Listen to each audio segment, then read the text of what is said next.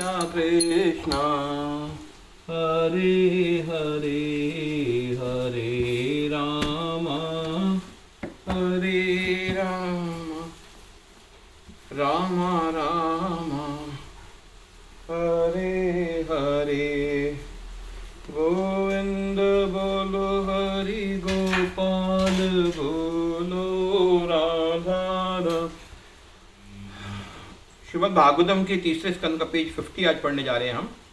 जब उन द्वारपालों ने देखा कि शीघ्र ही वे उन ब्राह्मणों द्वारा शापित होने वाले हैं, वे तुरंत भयभीत हो गए। कुमारों के चरणों पर गिरकर ये याचना करने लगे, हमने आप जैसी महान आत्माओं के प्रति घोर अपराध किया है और इसलिए हमें इसका दंड अवश्य मिलना चाहिए। परंतु हमारी आपसे एक ही प्रार्थना है, यदि कृपया हमारे ऊपर ऐसी कृपा करें कि पतन हो जाने पर भी हम कभी भगवान को ना भूलें।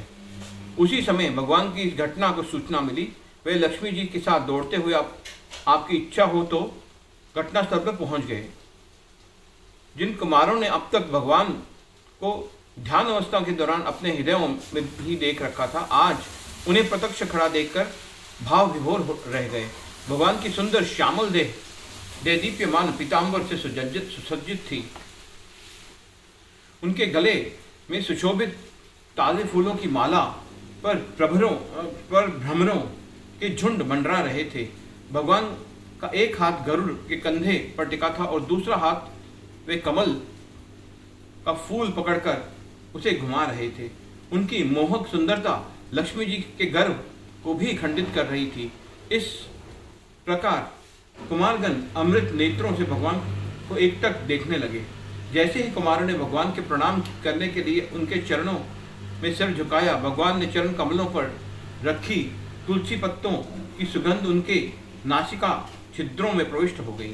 यद्यपि ये कुमारगण ब्रह्मलीन स्तर को प्राप्त कर चुके थे, तुलसी की सुगंध पाते ही उनके शरीर तथा मन में एक अलौकिक झंझावत उठ खड़ा हुआ। दूसरे शब्दों में, पहले कुमारगण निराकारवादी थे और भगवान के ब्रह्म ज्योति से लीन होने की इच्छा रखते थे, परंतु अब उनका हृदय परिवर्तित हो चुका था और वे भगवान की सेवा करना चाहते थे। भगवान ने के चिन्मय शरीर के दर्शन करने से कुमारगण उनके स्वरूप पर समाधि की स्तर तक पहुंच गए। उनका क्रोध शांत हो गया और वे प्रार्थना करने लगे, हे प्रभु, हमने आपके विषय में अपने पिता ब्रह्मा जी से जो भी सुना था, आपके दर्शन से वे सब आज यथार्थ में हमारे सम्मुख प्रकट हो गया। आज हम समझ गए कि सर्वोच्च आध्यात्मवादी वे हैं जो निरंतर आपकी लीलाओं के श्रवण में निमग्न रहते हैं और किसी भी अन्य वरदान की अपेक्षा नहीं करते, यहाँ तक कि मुक्ति की भी नहीं। हे भगवान, यदि हमारे हृदय अहर्निश आपकी प्रेम भक्ति में संलग्न रहते हैं तो हम नारकीय जीवन में जाने से नहीं डरते। यद्यपि उन द्वारपालों का व्यवहार अनुचित था, भगवान की उपस्थिति के प्रभाव से कुमारगणों को अनुभूति हुई कि क्रोधवश उन्हें शाप देने भी उतना ही अनुचित था। उस समय भगवान ने कहना आरंभ किया, मेरे इन द्वारपालों, जय विजय ने मेरी इच्छा की उपेक्षा करते एक बड़ा अपराध किया है। तुम्हारे द्वारा इन्हें दिया गया दंड बिल्कुल उचित है।